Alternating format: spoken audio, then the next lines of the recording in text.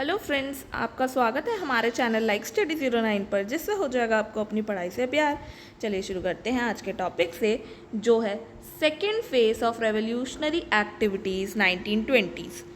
अब जो है हम बात करेंगे, ये जो फेज़ है ना, सेकेंड फेज रेवोल्यूशनरी एक्टिविटीज़ का, इसको हम ना दो पार्ट्स में कवर करेंगे। एक पार्ट 1 आज का लेक्चर और एक होगा पार्ट 2, जिसमें जो है भगत सिंह के बारे में हम पढ़ेंगे पार्ट 2 में।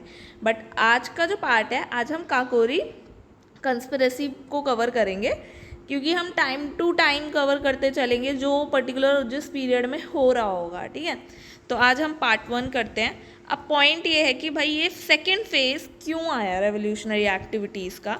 तो ऑब्वियस रीजंस थे जो हम पहले भी बात कर चुके हैं कि नॉन कॉपरेशन मूवमेंट जो हुआ था, उसको जो विड्रॉल कर लिया गया था 1922 में, ये एक बहुत बड़ा रीज़न था कि जो वहाँ के यंगस्टर्स थे, यूथ थे, वो काफ़ी ज़्यादा रेडिकल हो गए और पार्टिसिपेट करने लगे इन टाइप की एक्टिविटीज़ में। अब बात ये आती है, ये रेवोल्यूशनरी एक्टिविटीज़ में ही क्यों हिस्सा ले रहे थे जो यूथ थे, वो इसीलिए क्योंकि जो रेवोल्यूशनरी एक्टिविटीज़ अब्रॉड में चल रही थी ना, उसका प्रभाव इन पर बहुत ज़्यादा आ रहा था।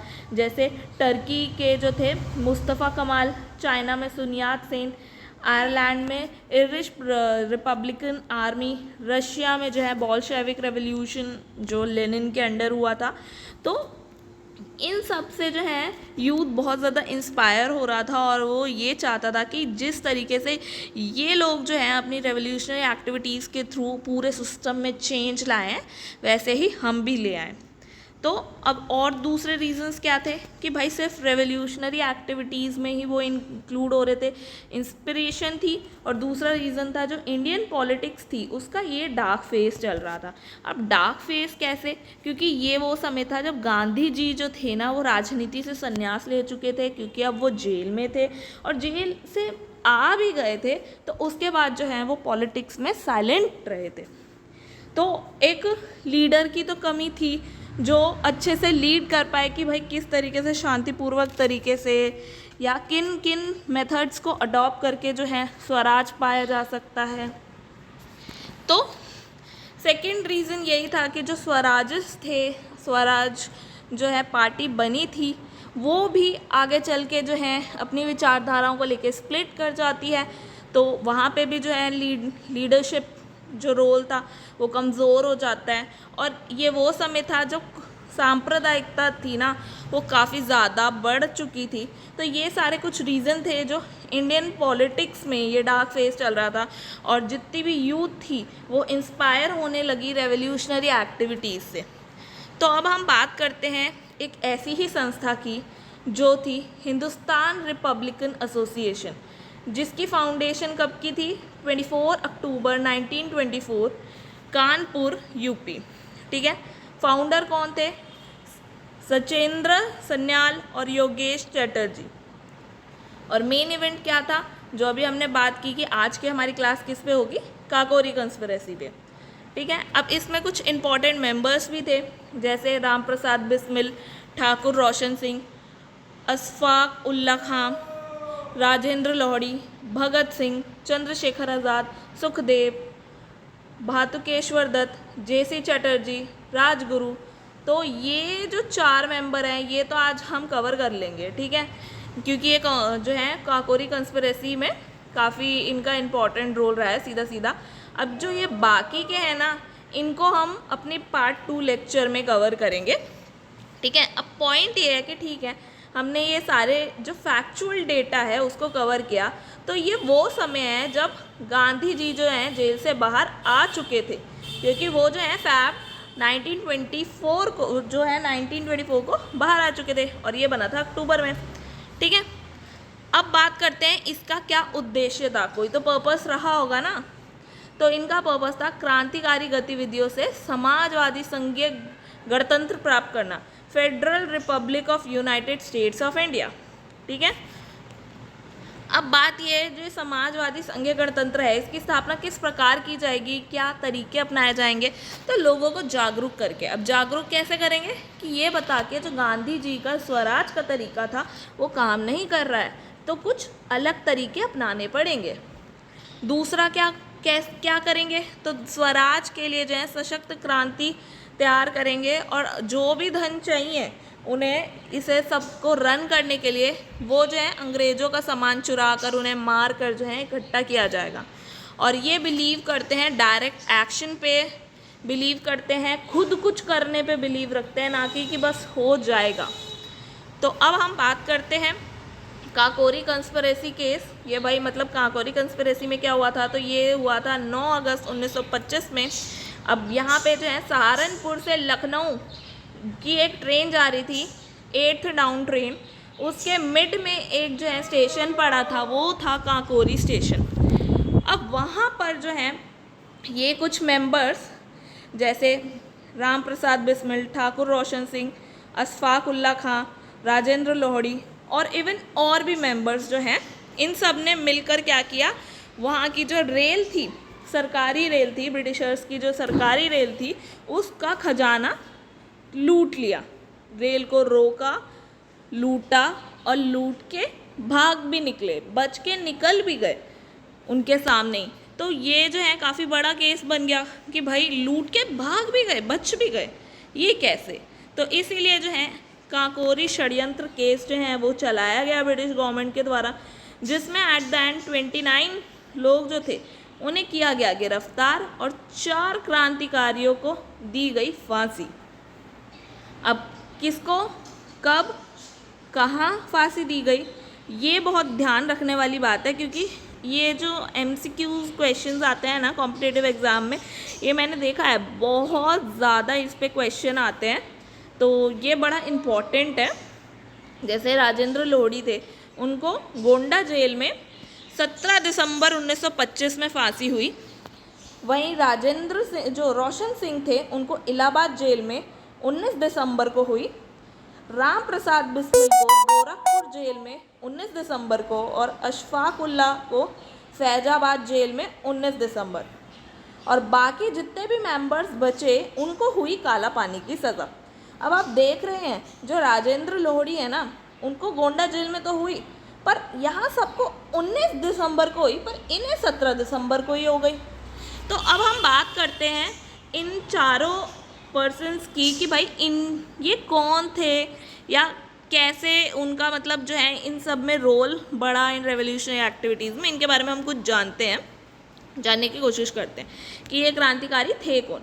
तो अब बात करें हम राजेंद्र लोहड़ी की, तो ये बंगाल में जो है इनका जन्म हुआ था, और जो BHU है ना, BHU यूनिवर्सिटी, तो उसमें जो है ये MA कर रहे थे, तभी जो है इनकी मुलाकात जो है सचिदानंद सन्याल से हुई थी, जो बेसिकली ये HRA के फाउंडर थे, ठीक है, इनसे हुई। और बनारस में इसी वजह से जो है HRA के इन्हें अध्यक्ष बना दिया गया, और अंग्रेज़ जो हैं इनसे बहुत ही ज़्यादा डर रहे थे कि भाई कुछ तो पंगा वो कर सकते हैं। इसी वजह से जो है इनकी फांसी को 19 तारीख से टालकर 17 तारीख में किया गया। मतलब फांसी इन्हें भी 19 को ही होनी थी, पर ब्रिटिशर्स को इनसे इतना ज़्यादा डर था कि फांसी जो है इनकी पहले दे दी गई, ठीक है। अब चलिए बात करते हैं हम बाकी 3 लोगों की। उन्हें जो है शाहजहाँगढ़ी कहते हैं। क्यों? क्योंकि भाई ये सब जो है यूपी के शाहजहाँपुर में पैदा हुए थे। तो अब हम बात करें राम प्रसाद बिस्मिल की, तो ये भी यूपी के शाहजहाँपुर में पैदा हुए आर्य समाज के नेता थे। 30 वर्ष की उम्र में 11 किताबें लिख चुके थे, और अपनी किताब को लिखकर ही जो है सशक्त क्रांति के लिए धन जमा करते थे। बेसिकली जो भी बुक्स लिखी उनको पब्लिश करा के बेचा, उससे इसी पैसे से जो है इन्होंने इस क्रांति में अपना जो है योगदान दिया। 19 दिसंबर को जो है 1925 में इनको फांसी होती है, और जब फांसी हो रही होती है तो इनकी माता जो है दुखी नहीं होती, उल्टा खुश होती है कि चलो मेरा जो बच्चा है वो शहीद हो रहा है। तो अब बात रही कि इनके टाइम पे जो है मैनपुरी केस भी हुआ था, ये उसमें भी इंक्लूड थे। जैसे अभी एक काकोरी षड्यंत्र केस था उसमें थे, इसी तरह एक मैनपुरी कांड था उसमें भी ये भाग लिए थे। और जब इनको फांसी हो रही थी ना, तो इन्होंने कहा था सरफरोशी की तमन्ना अब हमारे दिल में है, देखना है जो जोर कितना कातिल में है। तो ये जो लाइन हमने इतनी फेमस सुनी है, ये किसकी है? राम प्रसाद बिस्मिल जी की, जिन्होंने ये कब बोला, गोरखपुर की जेल में जब उन्हें फांसी दी जा रही थी। ठीक है, अब हम अगर बात करते हैं रोशन सिंह की, तो ये भी यूपी के शाहजहांपुर में पैदा हुए, निशानेबाज थे और इतने अच्छे निशानेबाज थे कि उड़ती चिड़िया पे भी निशाना लगा लेते थे। और ये जो है जिस तरीके से राम प्रसाद बिस्मिल मैनपुरी कांड में पहले से इंक्लूड थे, वैसे ही ये जो है बमरोली कांड में पहले से इंक्लूड थे, वहाँ पे डकैती डाल चुके थे। ठीक है, अब हम बात करते हैं अशफाक उल्ला खां की, तो ये भी यूपी के शाहजहांपुर में पैदा हुए और जो इनका ननिहाल पक्ष था 1857 की क्रांति में ना, इन पे आरोप लगा कि ये जो है अंग्रेज़ों की सत्ता के साथ थे। अब ये साथ में थे, इस वजह से ये आरोप की वजह से वहाँ के जो लोग थे उन्होंने इनका घर जला दिया था। तो अब वो ये प्रूव करना चाहते थे कि मैं एक देशभक्त हूँ, ना कि भाई मैं इन ब्रिटिशर्स के साथ हूँ। तो इसीलिए ये देशभक्ति को प्रूव करने के लिए इन्होंने ऐसे हिस्सा लिया इन सब रेवोल्यूशनरी एक्टिविटीज़ में और अपना एम पूरा करना चाहा। ठीक है, अब हम आगे बात करते हैं कि भाई ठीक है, उन्हें तो सज़ा भी मिल गई। अब ये संस्था जो थी आगे जाके इस बैन हो गई, क्योंकि अब उन्हें पता लग गया कौन कौन मेंबर्स हैं, उन्हें सारे डिटेल पता लगने लगा। तो इसके बाद जो है एक नई सभा बनती है, वो थी नौजवान सभा। ठीक है, उसकी स्थापना होती है। अब फिर से पॉइंट वही कि भाई क्यों ज़रूरत है, तो वही बात, काकोरी कांड के बाद जो है प्रमुख नेताओं की गिरफ्तारी और फांसी हो गई और HRA जो थी उसको गैरकानूनी घोषित कर दिया गया। तो अब नौजवान सभा की जो स्थापना हुई वो हुई थी मार्च 1926 में पंजाब में, किसके द्वारा, भगत सिंह, छबील दास और यशपाल। ठीक है, और जो इसके सक्रिय सदस्य थे वो थे चंद्रशेखर आज़ाद, जयपाल, डॉक्टर भूपेंद्र नाथ दत्त और शार्दुल सिंह। हम इन सब के बारे में जब हम अपना सेकेंड फेज़ का पार्ट 2 को क्लास को कवर करेंगे तब इन्हें हम बहुत ही डिटेल में अच्छे से पूरी स्टोरी को कवर करेंगे। तब तक के लिए हम बात करते हैं कि भाई इसके कुछ ना कुछ उद्देश्य भी रहे होंगे कि भाई क्यों फॉर्म हुई है नौजवान सभा। तो इनका काम था देशभक्ति पैदा करना लोगों के मन में, और इवन जो लेबर क्लास थी और फार्मर्स थे उनको भी शामिल करना, मतलब निम्न तबके के जो लोग थे ना उनको भी यहाँ पे शामिल किया गया। सबसे खास बात ये थी।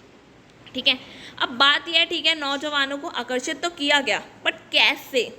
तो बहुत सारी ऐसी एक्टिविटीज़ या बहुत सारे तरीके उन्होंने ऐसे अपनाए, जैसे भाई रशिया के साथ जो है मित्रता सप्ताह मनाया, काकोरी दिवस मनाया, पंजाब के छात्रावास में जाके जो है भगत सिंह ने भाषण दिए, गदर पार्टी के बारे में बताया, किताबों को बंटवाया, जो रेवोल्यूशनरी एक्टिविटीज़ की थी, बेसिकली रेवोल्यूशन को प्रमोट करती थी। तो ओवरऑल जाके आगे चलकर जो है 1928 में ये सभा जो है HSRA में मिल जाती है। अब पॉइंट ये है कि ये ठीक है 1926 में बनी, पर 1928 में HSRA में मिल जाती है। तो ये HSRA क्या है, तो ये भी क्या होता है, ये संस्था आगे चल के जो होती हैं इलीगल घोषित कर दी जाती है, जिस वजह से जो है भगत सिंह जी को आगे इसका नाम बदलना पड़ता है। तो क्या नाम रखा जाता है, हिंदुस्तान सोशलिस्ट रिपब्लिक एसोसिएशन, जो थी 1928 में फॉर्म हुई थी, और इसी में जो है नौजवान सभा को जो है शामिल कर लिया गया था। अब ये जो Hindustan socialist Republic association form किया पहले, क्योंकि हिंदुस्तान रिपब्लिक एसोसिएशन था, सोशलिस्ट वर्ड ऐड किया, तो इसमें जो है ये कब फॉर्म हुआ, फिरोजशाह कोटला में, दिल्ली में इसकी स्थापना हुई। किसके द्वारा की गई, चंद्रशेखर आज़ाद द्वारा की गई, और उन्हीं सेम ऑब्जेक्टिव्स के बेसिस पे की जो नौजवान सभा में अभी हमने पढ़े हैं। अब इन्होंने किन किन ऐसे इवेंट्स को अंजाम दिया, तो हम बात करते हैं भाई सांडर्स की हत्या, असेंबली बम कांड और लाहौर षड्यंत्र केस। ये 3 ऐसे इवेंट हैं जिन्होंने बिल्कुल ब्रिटिशर्स की नाक में दम कर दिया। तो ये हम जो है अपनी नेक्स्ट क्लास में पढ़ेंगे। तो आई होप आपको आज की क्लास अच्छी लगी होगी। अगर आपको आज की क्लास अच्छी लगी तो प्लीज़ लाइक, शेयर और सब्सक्राइब करें और बेल आइकन को ज़रूर दबाएं। तब तक के लिए गुड बाय।